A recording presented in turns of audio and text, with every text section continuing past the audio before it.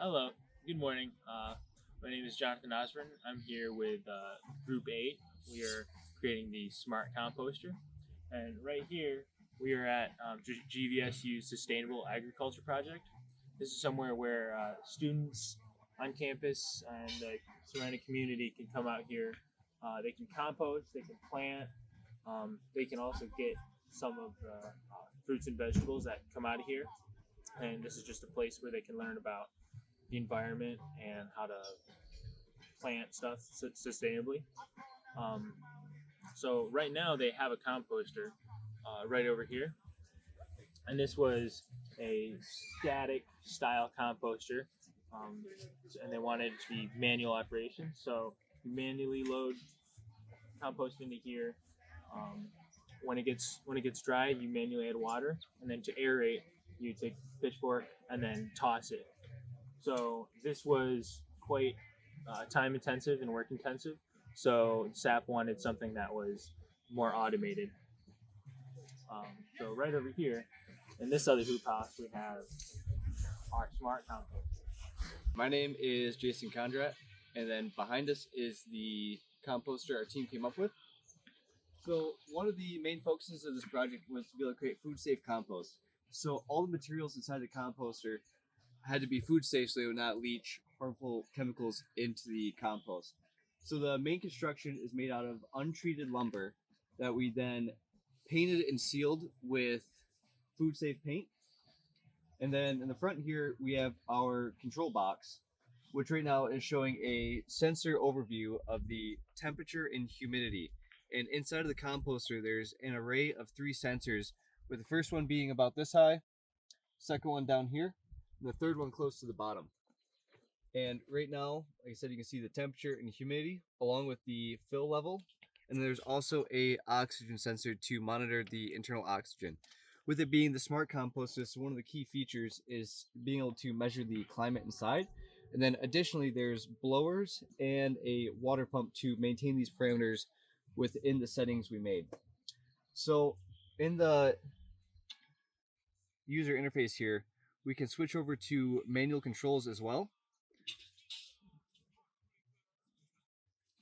So if we want to manually activate either of the blowers, we're able to do that here.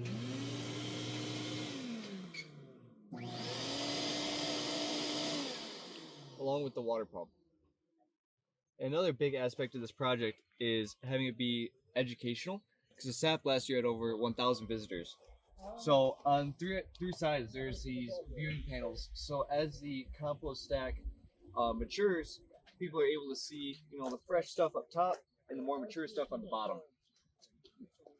And then an additional feature in the user interface is being able to set thresholds for when the blowers and water pump turns on. So right now, once sensor 3 sees humidity below 40%, the water pump will turn on. And additionally, if any of the temperatures raise above 160 degrees Fahrenheit, the blowers will turn on. Additionally, the blowers are turning on a time interval that's also user programmable. Seen here. And if we come over to the side, you can see our load door up top. So somebody would come over with a 5-gallon bucket and be able to load the composter. And then there's unload doors here and on the back side as well. So to try to make unloading as easy as possible. There's also aeration tubes that we'll show later in the video. And there's these adjusters up here to go from closed to open on the top tier.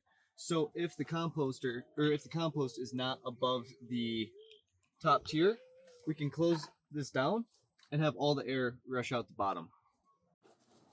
So as mentioned, once the humidity on the sensors reached below a specific value, we wanted to be able to water the composter. So here is a 55-gallon drum that's filled with water and a water pump here that's then routed inside the composter, and there's 2 pipes that go down and have holes drilled in it that will be able to water the composter automatically. Alongside the mechanical build of the smart composter, another key requirement for this project was the ability to monitor and access system data remotely.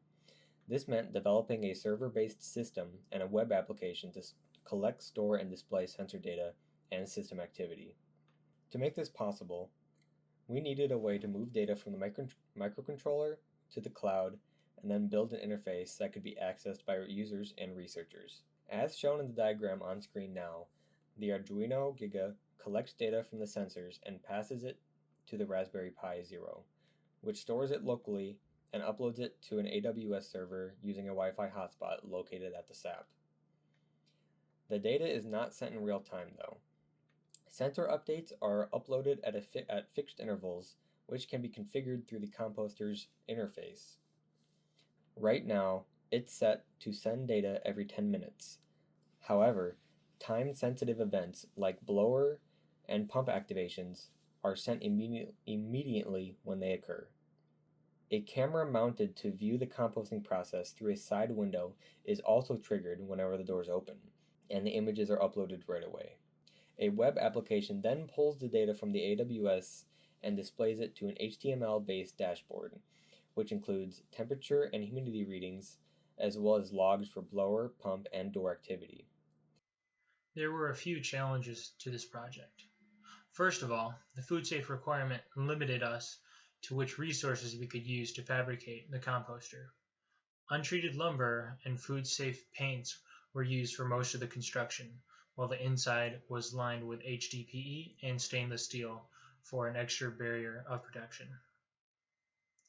The next challenge was measuring oxygen. The initial plan was to measure the oxygen level with each sensor to have 3 levels of oxygen readings. However, due to the fragile nature of the oxygen sensors, it could not be directly inside of the composter.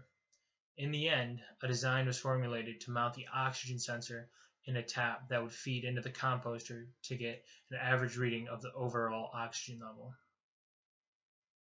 The aeration assembly was the biggest challenge. The 2 stacks with cones were difficult to construct, and a portion of the assembly had to be fabricated through an external source. Getting enough air through the compost was also difficult. An initial fan design failed testing. It had enough throughput of air, but did not have enough pressure to push through the dense amount of compost that would build up. After further testing, blowers were chosen, more specifically retrofitted shop vac blowers. These had enough pressure and throughput to successfully aerate the composter when it was full. The team was able to overcome these challenges by researching the problem, testing, and iteration of the designs.